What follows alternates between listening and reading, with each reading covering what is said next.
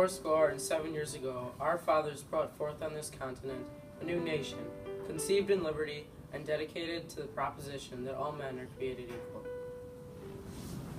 Now we are engaged in a great civil war, testing whether that nation or any nation so conceived and so dedicated can long endure.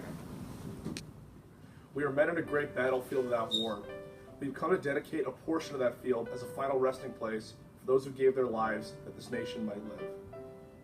It is altogether fitting and proper that we should do this. But in a larger sense, we cannot dedicate, we cannot consecrate, we cannot hallow this ground. The brave men, living and dead, who struggled here, have consecrated it far above our poor power to add or detract. The world will little note nor longer remember what we say here, but it can never forget what they did here. It is for us, the living, to be dedicated here to the unfinished work, which they who fought here have thus far so nobly advanced.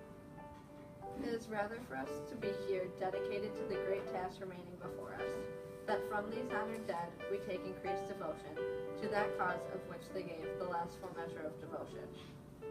That we here highly resolve that these dead shall not have died in vain. That this nation, under God, shall have a new birth of freedom. And that government of the people, by the people, for the people, shall not perish from the earth.